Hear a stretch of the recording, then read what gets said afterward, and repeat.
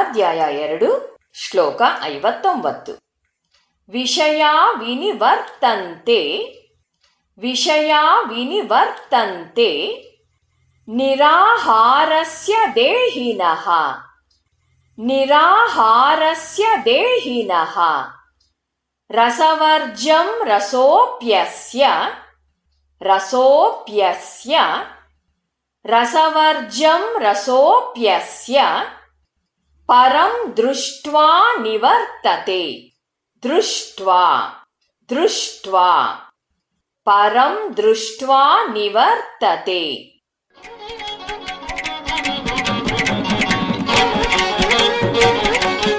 ಹೇಳಿಕೊಡುವುದನ್ನು ಅನುಸರಿಸಿ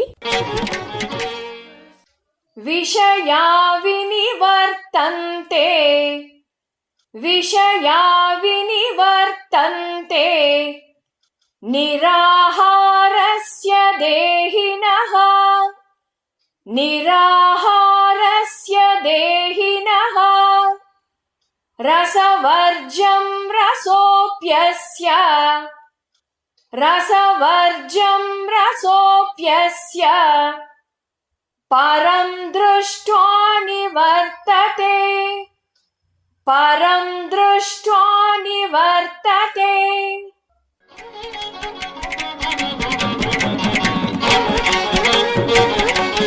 ಪೂರ್ಣ ಶ್ಲೋಕವನ್ನು ಅಭ್ಯಾಸ ಮಾಡೋಣ.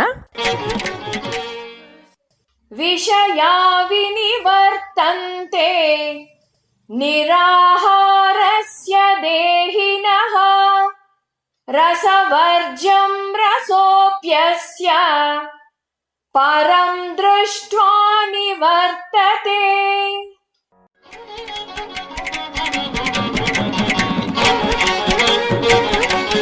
ಶ್ಲೋಕದ ಅರ್ಥವನ್ನು ತಿಳಿಯೋಣ.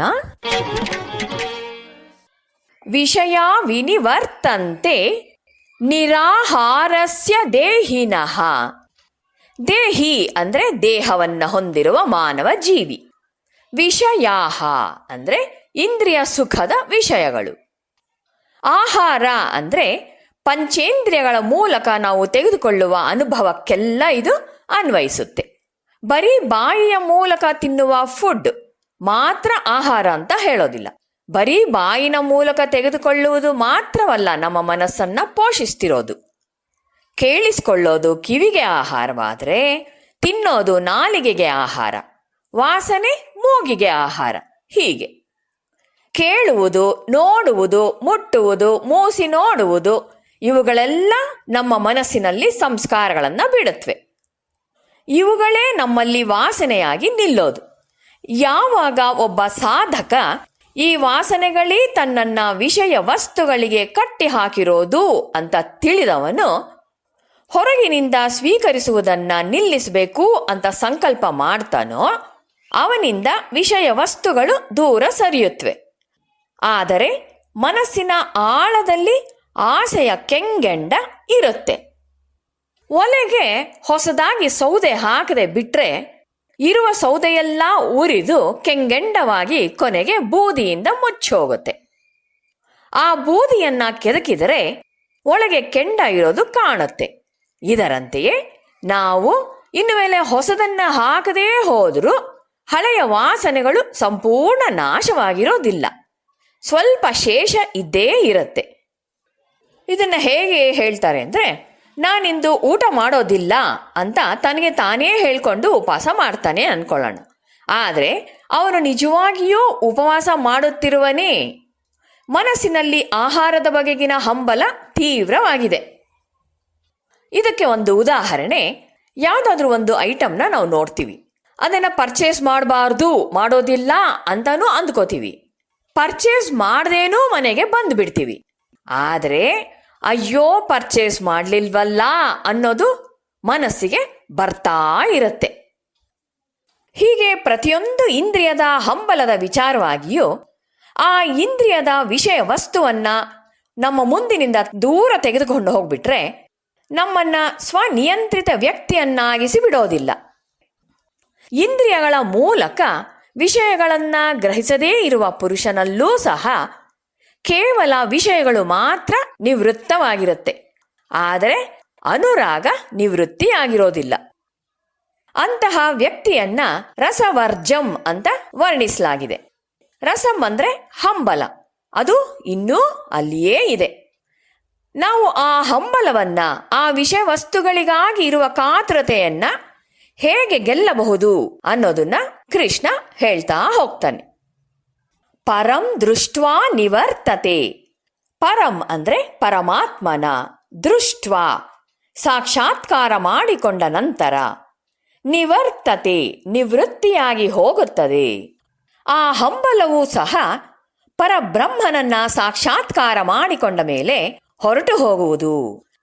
ಎಲ್ಲರಲ್ಲೂ ಇರುವ ಆತ್ಮನಾದ ಆ ದೇವರ ಸಾಕ್ಷಾತ್ಕಾರವಾದ ಮೇಲೆ ಆ ಹಂಬಲವು ನಾಶವಾಗುವುದು.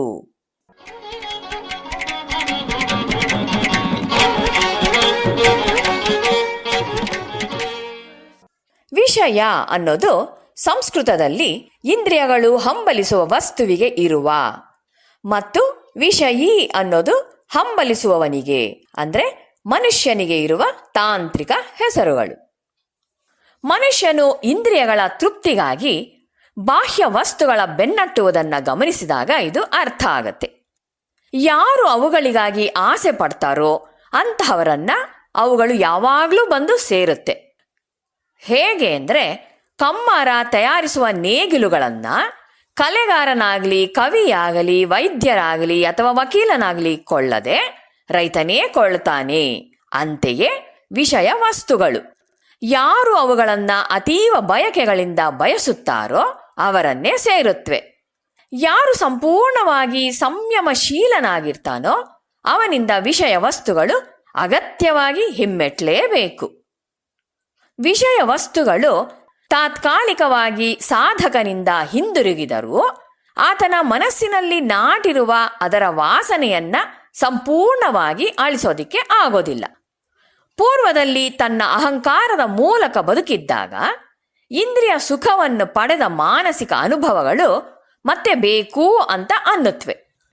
ಸಾಧಕನು ಅಹಂಕಾರದಿಂದ ಮೇಲೆದ್ದು ಆತ್ಮನನ್ನ ಸಂದರ್ಶಿಸಿದಾಗ ಮಾತ್ರ ಹುರಿದ ಬೀಜಗಳಂತೆ ಅವುಗಳು ನಿಷ್ಪ್ರಯೋಜಕವಾಗುವು ಅಂತ ಕೃಷ್ಣ ಸಾಧಕರಿಗೆ ಭರವಸೆ ಕೊಡ್ತಾನೆ. ಹಂಬಲಗಳು ಹೋದ ಮೇಲೆ ಸಂಪೂರ್ಣವಾಗಿ ಸ್ವತಂತ್ರರು. ಇಲ್ಲದಿದ್ರೆ ಹಂಬಲಗಳು ಹೊಸ ಪರಿಸ್ಥಿತಿಗಳನ್ನು ಸೃಜಿಸಬಲ್ಲವು. ಯಾವಾಗಲೂ ಹೊಸ ಸವಾಲುಗಳನ್ನು ಎದುರಿಸಬೇಕಾಗತ್ತೆ. ಹೊಸ ಪ್ರಲೋಭನೆಗಳು ಬರಬಹುದು. ಆದರೆ ಹಂಬಲವೇ ಹೊರಟು ಹೋದ ಮೇಲೆ ಅಮೂಲಾಗ್ರವಾಗಿ ಸ್ವತಂತ್ರರಾಗುವಿರಿ. ಆ ಸ್ವಲ್ಪ ಆಸೆಯ ಶೇಷ ಬಿಟ್ಟು ಹೋಗಬೇಕಾದ್ರೆ ಪರಮಾತ್ಮನ ಸಾಕ್ಷಾತ್ಕಾರವಾಗಬೇಕು. ಆಗಲೇ ಅದು ಸಂಪೂರ್ಣ ನಾಶವಾಗಬೇಕಾದ್ರೆ. ಹೇಗೆ ಹೇಳ್ತಾರೆ ಅಂದರೆ, ಬೀಜವನ್ನ ಯಾವಾಗ ಒಲೆಯ ಮೇಲೆ ಇಟ್ಟು ಹುರಿತೀವೋ ಅಥವಾ ನೀರಿನಲ್ಲಿಟ್ಟು ಬೇಯಿಸ್ತೇವೋ ಆಗಲೇ ಅದರಲ್ಲಿರುವ ಮೊಳಕೆ ಸಾಯಬೇಕಾದ್ರೆ. ಅದರಂತೆಯೇ ಭಗವಂತನ ಅನುಭವದ ಕಾವು ತಾಕಿದರೆ ನಮ್ಮ ಉಳಿದ ಆಸೆಯ ಶೇಷ ಹಾಗೇ ನಾಶವಾಗತ್ತೆ. ತನ್ನ ಅನಂತ ಆತ್ಮನ ಸ್ವಭಾವದ ಜ್ಞಾನದ ಮೂಲಕ ವ್ಯಕ್ತಿಯು ತನ್ನ ಹಂಬಲವನ್ನ ಬೇರು ಸಹಿತ ಕಿತ್ತು ಹಾಕಿರುವ ಈ ಮನಸ್ಥಿತಿ ಅತ್ಯುತ್ಕೃಷ್ಟವಾದದ್ದು ಅಂತ ಹೇಳಿದೆ. ಇಂದ್ರಿಯಗಳ ಮೂಲಕ ವಿಷಯಗಳನ್ನು ಗ್ರಹಿಸದೇ ಇರುವ ಪುರುಷನಲ್ಲೂ ಸಹ ಕೇವಲ ವಿಷಯಗಳು ಮಾತ್ರ ನಿವೃತ್ತವಾಗಿರುತ್ತವೆ. ಆದರೆ ಅನುರಾಗ ಅಂದರೆ ಹಂಬಲ ನಿವೃತ್ತಿಯಾಗಿರೋದಿಲ್ಲ. ಈ ಸ್ಥಿತಪ್ರಜ್ಞ ಪುರುಷನಿಗಾದರೂ ಅನುರಾಗವೂ ಸಹ ಅಂದರೆ ಹಂಬಲವೂ ಸಹ ಪರಮಾತ್ಮನ ಸಾಕ್ಷಾತ್ಕಾರ ಮಾಡಿಕೊಂಡ ನಂತರ ನಿವೃತ್ತಿಯಾಗಿ ಹೋಗುತ್ತೆ.